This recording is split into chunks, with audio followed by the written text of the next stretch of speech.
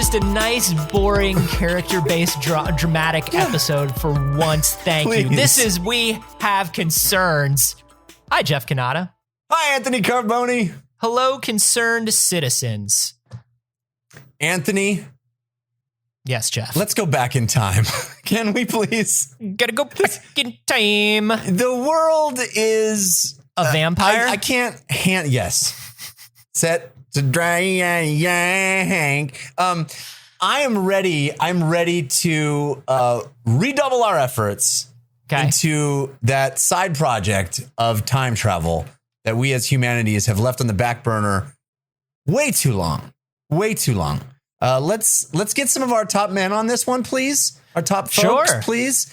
I mean, yeah, I'm good with that. There's been an issue with the time travel stuff, and of course, you know what I'm referring to. Really, everything about it. We haven't solved any of it yet. But most importantly, Langoliers? It's the paradoxes. Oh, what? The paradoxes. I was going to say the Langoliers. Yeah, the Langoliers is an issue as well. But paradoxes, right? Can't have the time travel if I can go back and kill my own grandfather, right? That you can't. There must be a problem fundamentally with the time travel if I can go back and kill my own father. If I want to stop Hitler or another orange or more recent figure, I go back in time. I'm talking about something else. I couldn't think of anything else orange. If I go back and stop the Hitler, right, and we never have the Hitler, then when I'm born, why would I need to step into the time machine in the first place to go back to stop the Hitler, right? I don't ever have the idea to go stop the Hitler if the Hitler was stopped and never happened. Right. And we've tried to figure out different. We've done thought experiments, right? And by thought experiments, I mean, basically movies and TV. But we've done episodes of Doctor Who and Star Trek. We've done that Superman arc where he goes back in time. We had that Michael J. Fox trilogy, you know? We've done some stuff. We've done some thinking about like, well, what happens? Like, do I fade away? Do I come back to a time that doesn't know me? Is there a multiverse of infinite timelines? Do I destroy the universe somehow by doing this, by changing anything, right? So, or is time travel just not possible for this reason? Is it impossible to time travel simply because if we could, it would make time meaningless. It would be right. I do think time as we see it is mostly, I mean, it's based on the way we perceive things and the way our brains work. You know what I mean? The fact that we see time as a linear rewind, fast forward thing seems like a very human construct. You know what I mean? Like, well, Einstein tells us, right, it's all relative, right? Not just how we see time, but how we see space, how we see everything, how everything is relative to your position, to the speed you're traveling. All of it is all relative. So there really is no absolutes. But we'll table that for a second and we'll get it to this idea of paradoxes. Are you high right now? You're almost you're never high, but you might be high right now. I'm getting high way more often than you think these days, but not right now. Okay. That we're going to table for another. That's an off-cam discussion that I want to have with you. Certainly. I want to talk about paradoxes in a sober state. And this is because a new paper has been released, a paper that has been peer-reviewed, but is also written by a student, a University of Queensland student named Jermaine Tobar, who has been working on... That's backwards. We can't trust him.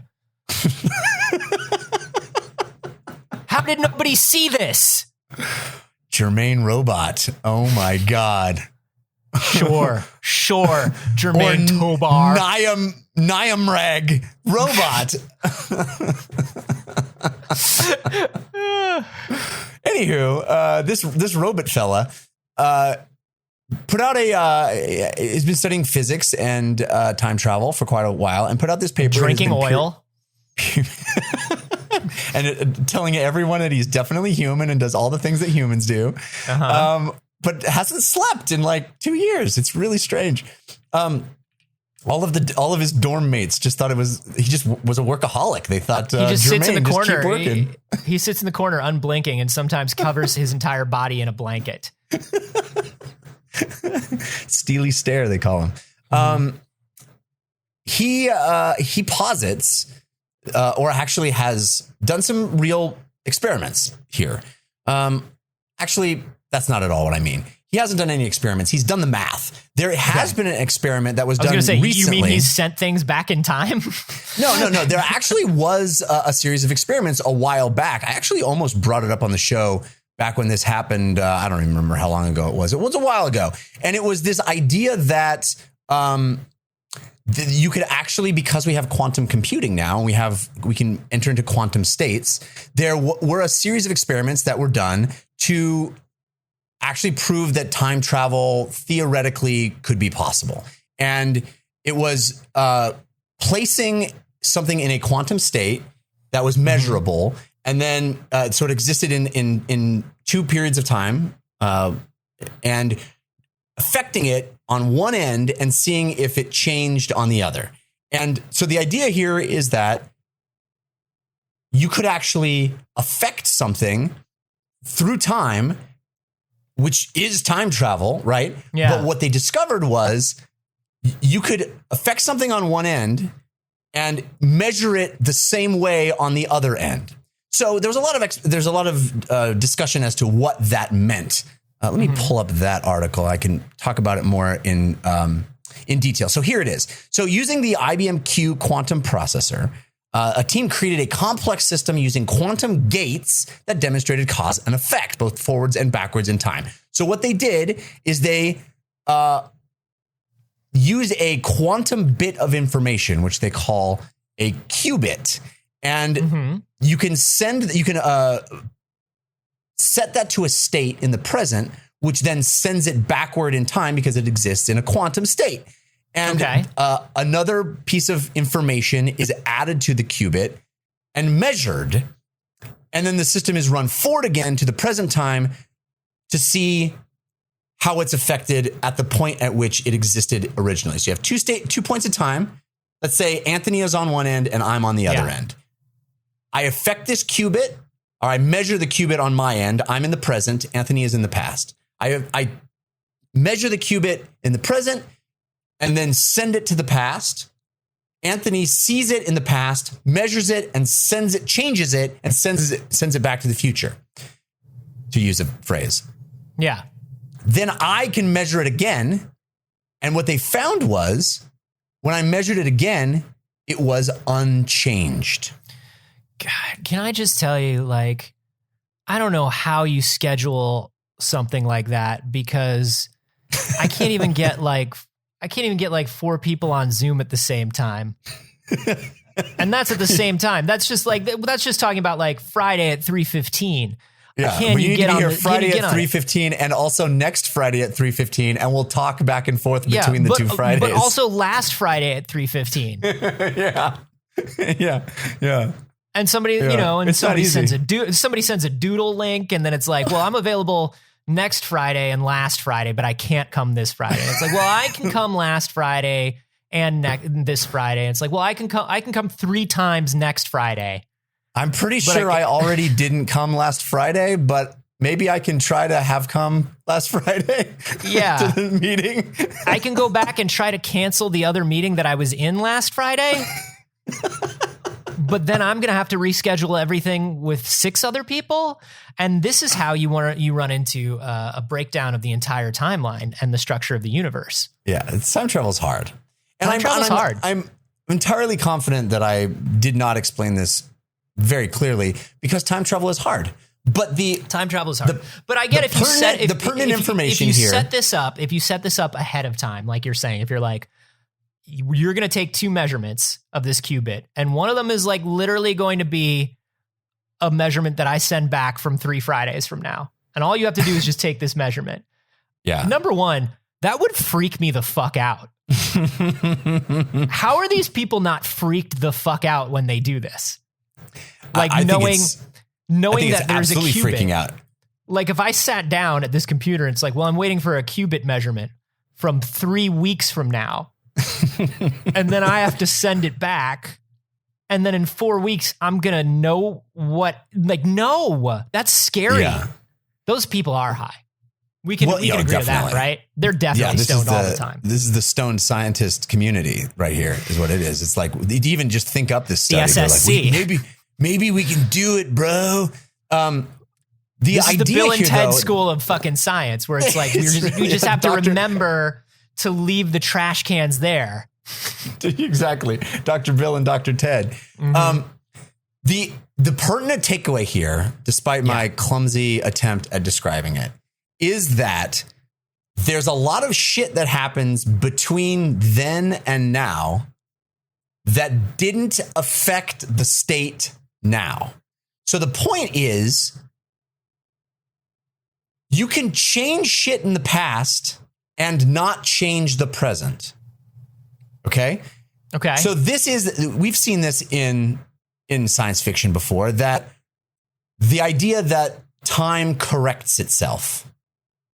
So yes, I can go back and try to kill Hitler, but I trip over something when I land in 1940, whatever, and I fall and I crack my head open and I didn't do it.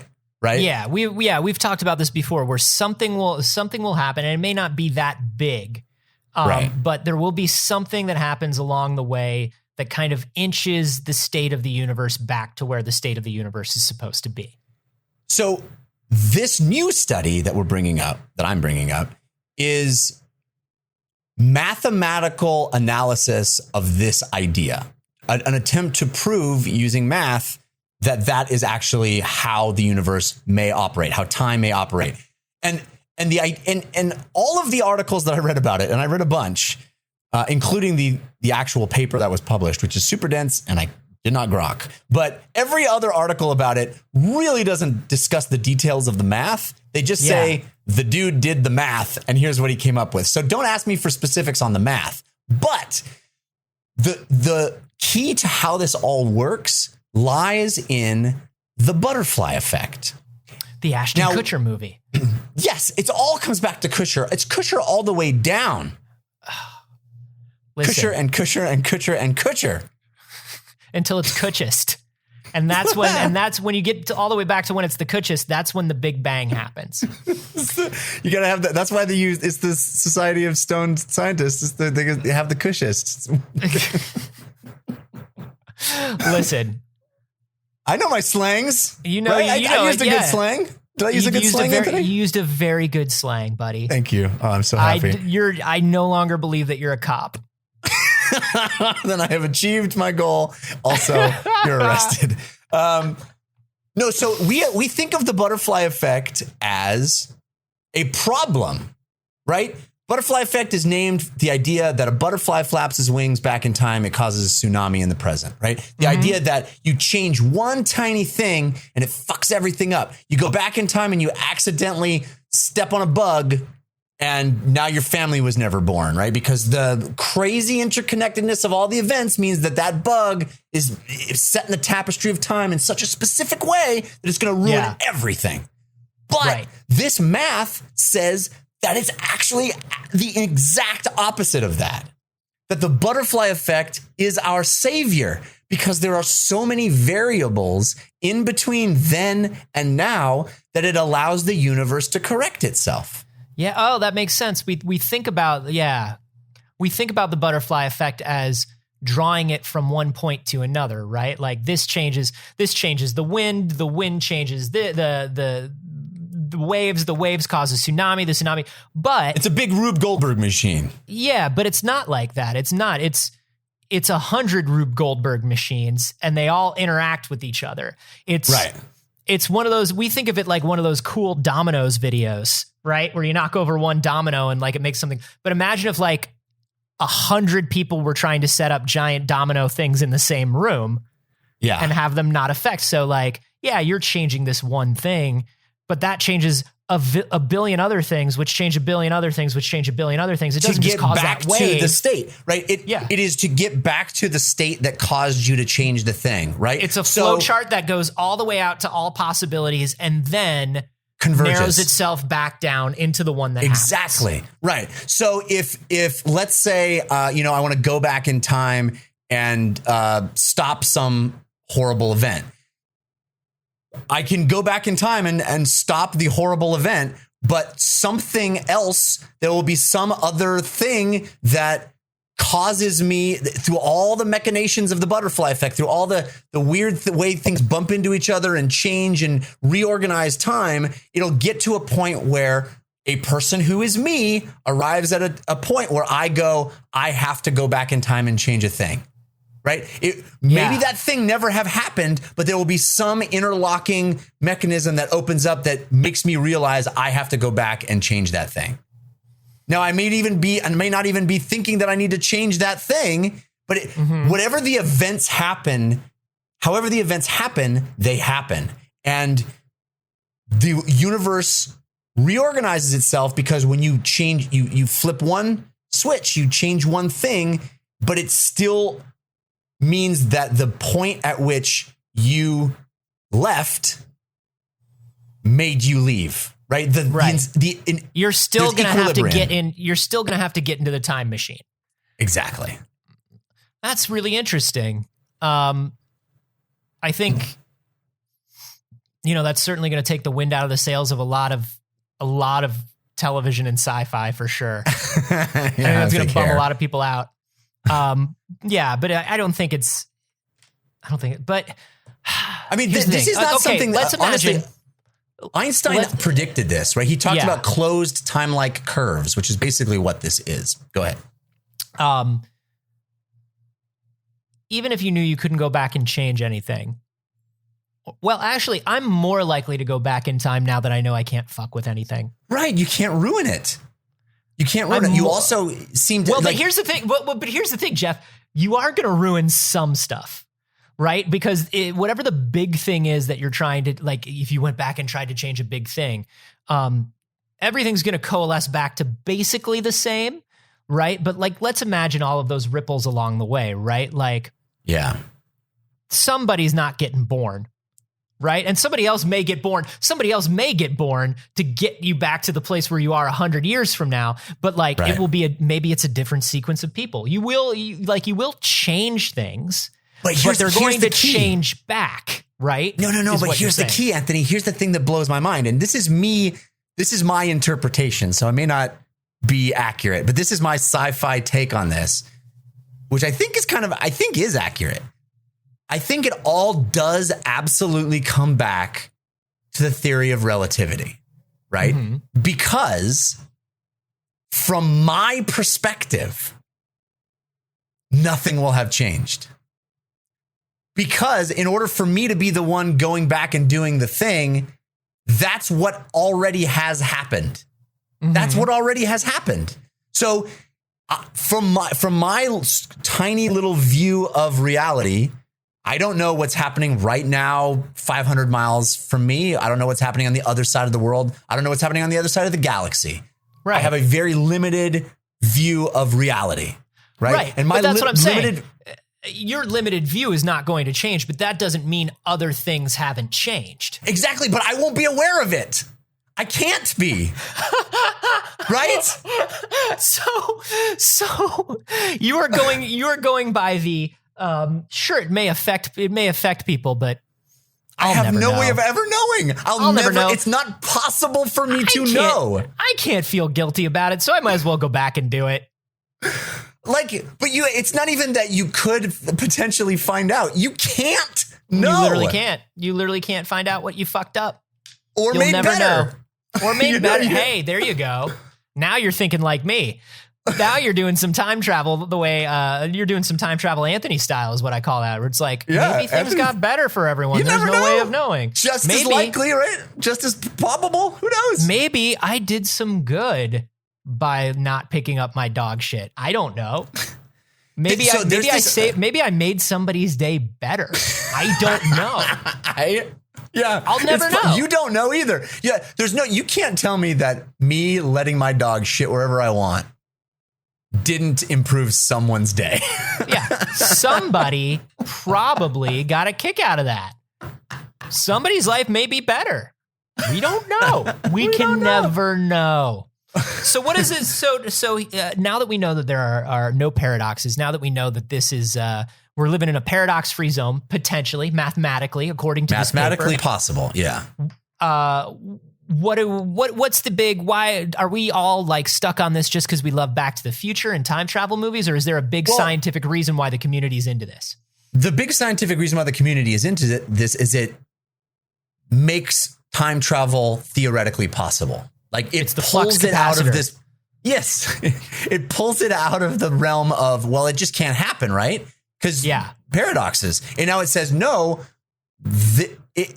we don't know that it's possible. We don't know that we can do it, but it is not disproven. It is no longer disproven. We've eliminated one reason that we thought it wasn't possible, which brings us ever closer to potential time travel. And that's what's important here. I like it. Can I bring up one more real quick thing? Because it's something that isn't covered in any of this stuff, but I think it relates. At least it relates to how I am interpreting this data. And I'm sure a lot of our listeners in our Discord and via email will correct me or add to this or completely tell me I'm wrong. But I want to bring it up because there's a lot of smarter minds in our audience than I. Yeah. There's something that I was recently reading about and learning about that is a paradox that Einstein solved about the idea, like if you it's the pole paradox. Have you heard of this? The idea that a person could run at light speed with a pole that is longer. Like if you're running with a pole and you're holding this long pole like a pole vaulter, and there's a barn. It has an open door and a closed the barn door. Pole. Yeah. The ladder paradox. Yeah. Exactly. Yeah. So you could theoretically the pole is too long to fit inside the barn. Mm-hmm. And if the barn doors both open and close at the exact same moment, you could still close the pole inside the barn if you're running at the speed of light, because from my perspective, because of the theory of relativity, what I view as the barn doors closing at the same time, from your perspective as the runner, you view as the one door closing and another door opening at different times because of the difference in how we perceive time relative to one another at the speed of light, at or near the speed of light. Yeah. So to me, this is the exact same idea where it's like, to you who are the time traveler, you witness events, you perceive events as being one way. And I, as someone who's outside of it, go, holy shit, everything changed. Or I perceive I no longer perceive a thing as being a thing because you changed time. But from your perspective, you have no knowledge of that because you couldn't have, because you wouldn't have done the thing if you had, right? It's all relative to the subjective experience of reality, right? Yeah, kind of. I mean, you're still, the way this makes me think is that nobody on any side of it will perceive anything as being different. But yeah, you're right. It's like, you're right in that what we are both perceiving at the same time will seem different to both of us. But I think you're right. I think you're right conceptually, but this is talking about two very different things. No, you're right. It's more like the idea that you travel through time, you end up changing my life, which I don't realize has changed, but from your perspective, you don't have to travel through time to change my life. You've already done it. Yeah. Anyway, this is a story I love. I love this shit, and it makes me feel like time travel is possible but pointless. Yeah. Great. One more pointless thing. Great. But this is that thing in the sci-fi movies where the person like travels back in time and the other person knows, and they're just like, yeah, no, you're going to kill me and you're going to kill me. And it's like, well, why don't you try to stop it? Because I wouldn't be able to. I didn't, right? I already didn't. It has already not happened. Like that's crazy, but it's like that's what I think that time travel may very well be. Listen, folks, possible. we're not saying that Jeff is getting stoned these days. We're not saying that. We're saying he just said that he's higher more often than we would think these days. That's all he said. But I am sure that if you wanted to discuss this with him more, perhaps like after like 7, 8 p.m. when the kids are in bed and like he has time to on like, Friday. I don't know. It needs to be only on a Friday. Like after he like eats a particular bar of chocolate or something. I don't know. He might be down to do that with you in the Discord if you are not part of the Discord yet. And if you want to be part of before he passes out, he has 45 minutes where he can discuss it. And the first 25, he can really discuss it. And then the second 20, he's really just more of a listener. Listener / eater of things. So if you want to discuss that with him on the Discord, the way to join is to head to our Patreon, patreon.com/wehaveconcerns. For $1 a month, you get access to our Discord where you get to hang out with all the other concerned citizens, chat. There was just a game night last night, Jeff. A bunch of people got together, the concerned individuals, and played some Among Us together. Oh, that's a good way to distrust everyone. Yes, but in a safe space. You can distrust everyone in a safe space. And that's what Discord's for. But we talk about all kinds of stuff there. People are posting science news. People are doing all kinds of wonderful things. We also have the Memento Mori channel where we are all stopping ourselves from unhealthy internet use, from doom scrolling, from the overeating of social media, the overindulging and consumption. It's a support group. Much needed support group that has helped me a lot. In fact, I was watching a movie last night without my phone in the same room as my wife ran in and said, "You have to pick up your phone and see what has happened." Which is huge because just a few weeks ago, you would never find Jeff with his phone in a different room. This is big. This is big money moves, baby. That's what we call it. All because of the Memento Mori channel and the support of listeners like you on a number of levels, the financial level and the emotional level. So thank you, one and all. So that's $1 or more, you're in the Discord, but we also have $3 or more, you get bonus audio every week. $5 or more, you get bonus audio whenever we have a guest. You also get video hangouts with us. We got the next one coming up very soon. We'll be announcing that on the Patreon. And early episodes, access to our live recordings. There is so much going on, and it helps us out a great deal to keep the show going because in a capitalist society, we need money to live and to be creative. Patreon.com/wehaveconcerns.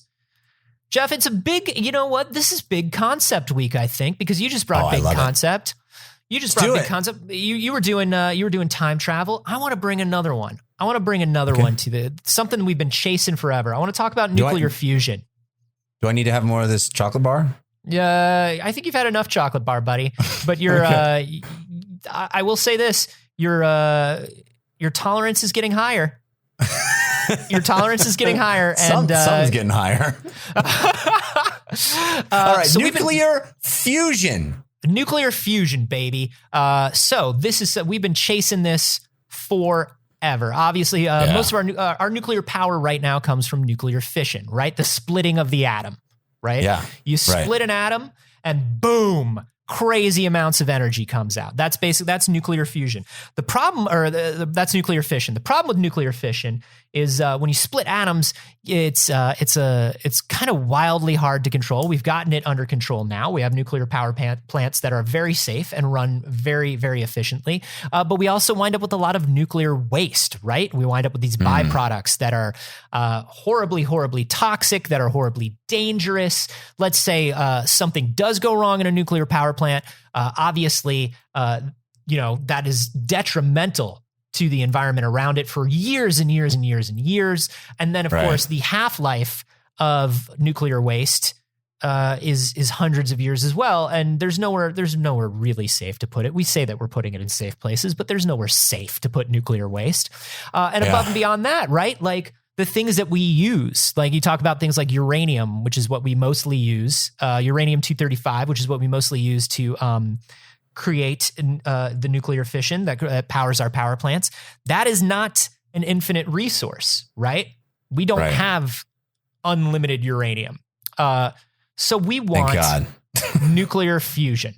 That's what we want. Yeah. Nuclear fusion is a much cleaner, much more efficient, supposedly safer way to create nuclear power. And the way nuclear fusion works is, as opposed to splitting atoms, we fuse atoms together.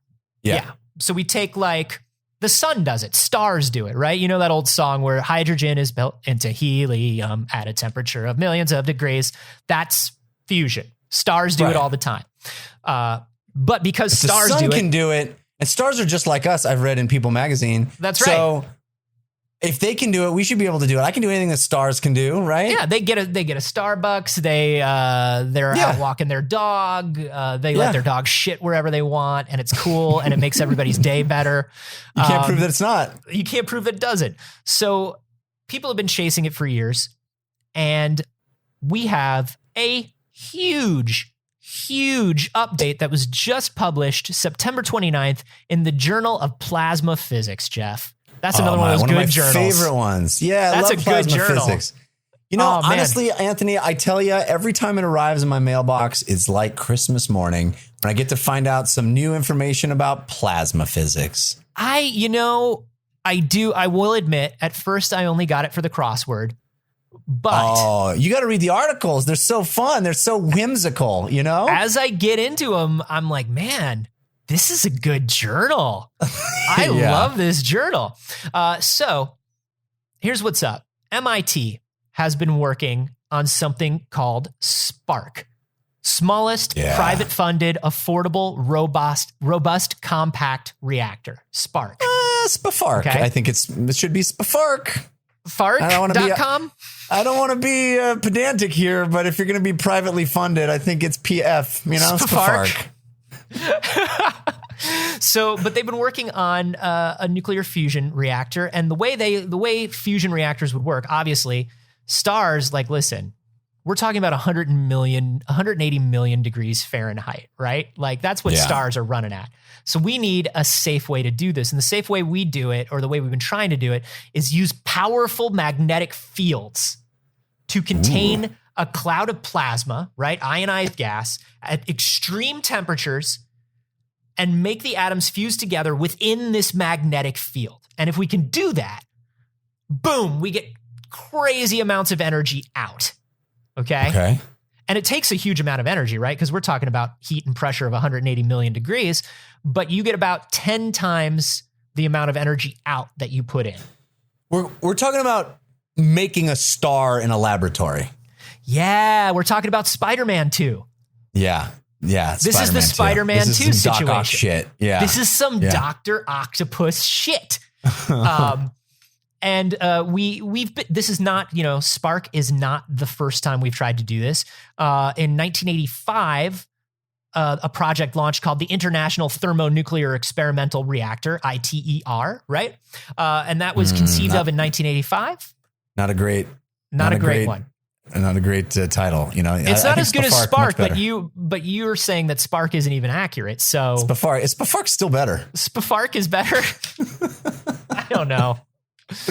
Can we just add, there was somebody in that meeting that was just like, can we say private? And it's just like, no, you can't just say private, because then it makes it sound like it's just for us. You have to say that it's privately funded. And it's like, but that's not Spark. That's and then the guy in the back's like, hyphens! We have hyphens! we can turn it into a hyphenate. Is it grammatically a hyphenate? Shut up! Let us have Spark. Shut up and take another hit of this. Yeah. Let us have another Spark. Spark it up. Where'd you come up with that? I don't know. It just came to me. Puff, puff, pass. So the ITER was conceived in 1985, wasn't launched until 2007. Construction began in 2013, but it's not expected to generate a fusion reaction until 2035. Whoa. That's crazy. How tough this stuff time. Is, right? We're talking from 1987 to 2035. Now, here's what's up about Spark. I want to know what happens when they switch this fucker on. Like, does it literally, like, how do they contain the energy in some way? They must, right? Yeah, it uses a strong electromagnetic field. So electromagnetic fields are measured in Teslas, actually, is the name of the unit. And basically what happens is ITER has a maximum magnetic field strength of 12 Teslas. And to let you know how much that is, the Earth's magnetic field ranges in strength from 30 millionths to 60 millionths of a Tesla.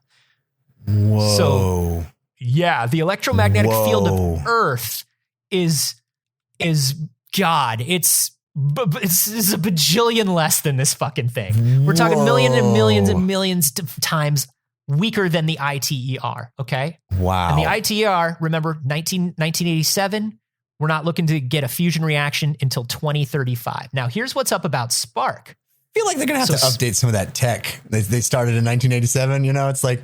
That's exactly it, Jeff. Spark was launched in 2018. It's going to start construction next June. But that reactor, they think it's going to be up and running. And this is the big deal about this paper. They're going to flip that switch in 2025. That's because they're not using like 15 Atari 2600s dick taped together. You know what I'm saying? Exactly. Exactly. And they literally talk about that. They're like, look, man, we're talking about the powerful magnets at the core of Spark are 3 times smaller in diameter and 70 times smaller in volume than the magnets that run the ITER. Wow. That's how far magnetic technology has come. And they say that Spark has been made possible by like this huge reduction in size, weight, and cost. Like, yeah, I imagine, right? Of course. How could it not in 40 years, right? It's insane that the ITER is running on fucking max headroom and Rubik's cubes. It's like this thing is got flat screens, LCD displays, baby. So ITER is 6 meters wide, right? So it's 18 feet wide, and Spark is going to be 3 times smaller than that. Wow. Can you imagine building something that you wouldn't start working for 40 years and trying it's so outdated so fast, of course. Yeah. That's wild. And this is what's crazy is, so you think about things like the reason why fusion, I mean, there's so many reasons why we want fusion. Like the amount of clean energy that we get out of fusion is crazy, right? So like all of this stuff, nuclear, coal, all of it, all it does is it moves turbines, right? Like all this shit does is it moves turbines, and the friction and the movement of the turbine generates energy. We then harness that energy and pump it out to people, right? So the heat from the fusion reactor, 180 million degrees, is going to create a fucking crazy amount of steam, which then drives the turbine and the electrical generator. Really? Yeah, that's really all it does is we create a fucking star in somebody's room in order to just make turbines move. Still, we funnel that heat and we funnel that energy to create the steam, and then we funnel that steam to work the turbines, and then the turbines fucking just create the energy. And what's crazy is like the atoms that we're fusing together. There are 2 things. Number one, the atoms that we're fusing together, whereas we're talking about uranium and shit like that for fission, right? We're talking about hydrogen. We're talking about hydrogen in, hydrogen out, man. We've got so much fucking hydrogen. We have enough hydrogen to power everything on Earth for millions and millions and millions and millions and millions of years. You want some hydrogen? I'll give you some hydrogen right now. Yeah, I can get you some hydrogen by 3 o'clock. No problem. I know a guy will bring you hydrogen. You want to get hydrogen? You want that good hydrogen? There's an app. You just have it delivered to your door. So easy. But the other great thing about fission is because fission is using those turbines. When you think about things like solar and wind, right? Solar and wind don't fit into the current electrical grid. They aren't a 1-to-1 replacement, right? So there's all this new technology that needs to be made. And we're talking about battery storage and all this stuff to bring that clean energy in. But the thing about fusion is it's turbines, baby. You just connect it to the grid. Yeah. It goes right in. Awesome. It's a 1-to-1 replacement, and we could have it by 2025. So here's what's up, though. So Spark, the researchers ultimately hope that Spark-inspired fusion plants are going to generate 250 to 1,000 megawatts of electricity. In the current market of the United, you probably know more about megawatts than most because you're on that solar and you've got On that battery. solar baby. Yeah. Yeah. So power plants typically generate 100 to 500 megawatts of electricity. Spark starts at 250 and goes up to 1,000. So it's already like, wow. So this is obviously going to be just a pilot project, right? It's not like Spark's going to start adding energy to the grid. It's just a proof of concept. And then the idea is if we literally are creating fusion in a place, they'll be able to manufacture these and distribute them all around the world. That's the idea? yeah. So yeah, Wow. and according to Spider-Man 2, it starts on a dock, Right. like on a dock in the water in New York. Just like a place with no safety fucking My precautions. recollection of that movie is not great, but I seem to recall nothing bad going on. Nothing goes wrong at all, ever, at any point? nothing goes wrong. Yeah. Okay, I good. think nothing goes wrong. No, And that's Peter good. Parker finally has a decent father figure and everything's cool. So 2025 is when they want to flip the switch and see what happens. See if they create this energy, if they can get fusion, if they can create the reaction that they're looking for. That doesn't mean they can harness the power. Oh, what? I thought we were just turbining. I thought it was easy to harness that power. Well, first we got to make sure that we can create that heat and we can create that energy. So that's 2025. Once the researchers have built and tested Spark, they will then create the ARC reactor, Jeff. We drop off the private funding is what happens. The spoof. Yeah. And we get to Tony Stark Marvel Cinematic Universe. We create the ARC reactor, which stands for affordable, robust, and compact. Right? That's so when it's MIT, in our phones. That's when they put it in our phones. We have little stars in our phones. Every phone a star. every phone The a thing star. we've done with this year's iPhone is remarkable. We put a fucking star inside. The thinnest star you've ever seen. Thinner than a pencil, this star. The That new seems iPhone wildly burst. dangerous. Please hello. don't drop it. Only 2 thin panes of glass separate you from a goddamn star. And a very dangerous magnetic field. A dangerously powerful A magnetic magnetic field. field several million times the power of Earth itself. We recommend getting the bumper case at least. At least.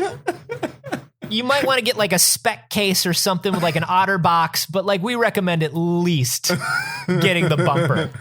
Wait a minute. You know? So the new iPhone is only $499, but the case is $15,000. Yeah. I don't understand that. I mean, So you I don't want the fucking- phone, but I feel like this case is really important. Well, we're trying not to cause a magnetic collapse of like every possible environment in the world. But the ARC is supposed to be generating electricity from that heat by 2035. So by the time they flip the switch on the ITER for the first time, the ARC should already be generating electricity.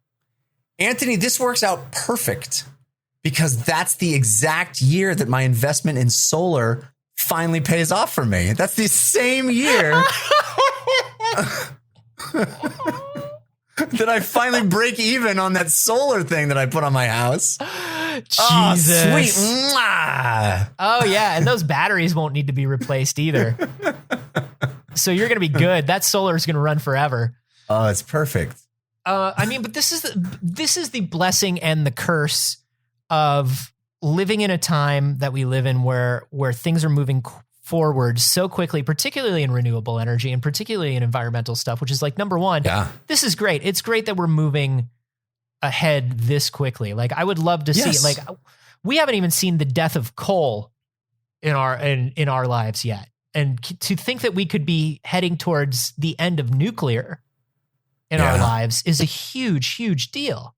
Well, You know, it's proof that, we're in a political time right now, and there's a lot of, not nearly as much as there should be, but there's some discussion about green energy and whether it is actually economically viable. It certainly seems like the proof is in the pudding, right? Like these kinds of breakthroughs and this kind of progress points toward a huge economic potential as well. I mean, this is, we joke about iPhones, but this is the kind of thing, we solve these energy problems and all of a sudden you can make things that draw a lot more energy. You can not worry about grids going down. You don't have to worry about this kind of thing because you have this incredibly renewable, safe, clean kind of energy. I'm excited for that. That's pretty amazing.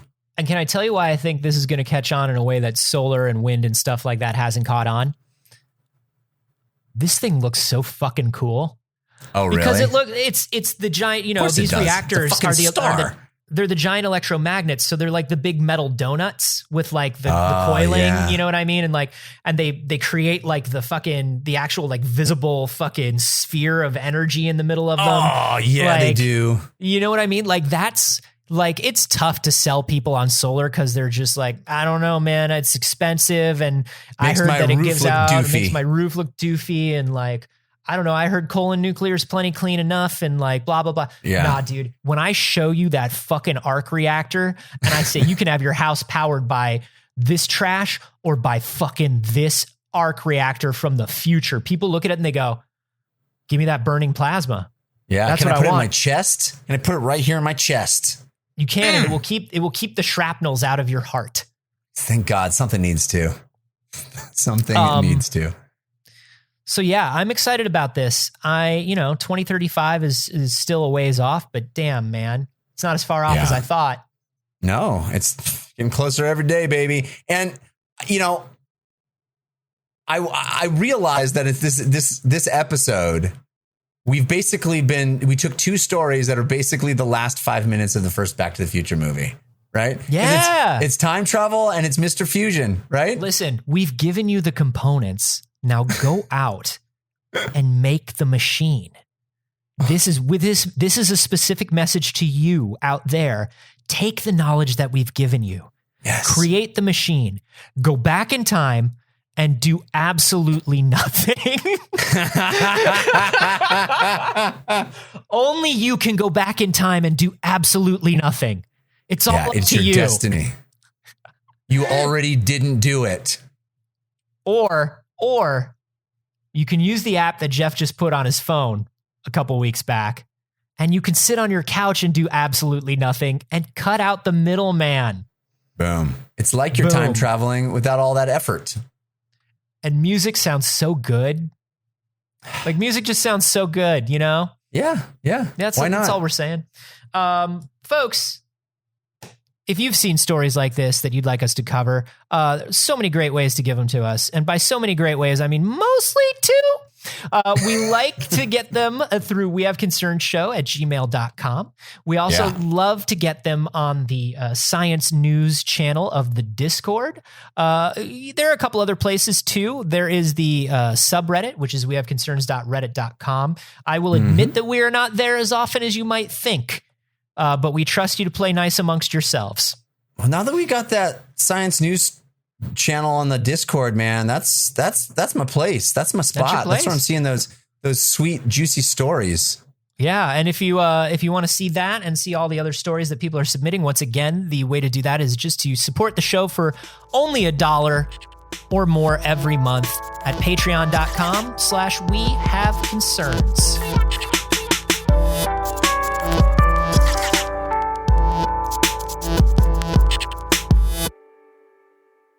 I don't know, man. I just want to time travel just to see time. That's my thing. Maybe that's the reward is that you get to go and you see it. You don't really get to fucking do anything about it. It all fixes itself, but hey, fun watching somebody pee in a pot, right? Knowing that they have no other options. And knowing that I can't fuck anything up by watching them pee in a pot. You know, like yeah, it's nice. It's good. It's good to know that I can't do any harm. Finally, the one place I can do no harm, the past. God knows the present isn't that. No, it is not. Ugh.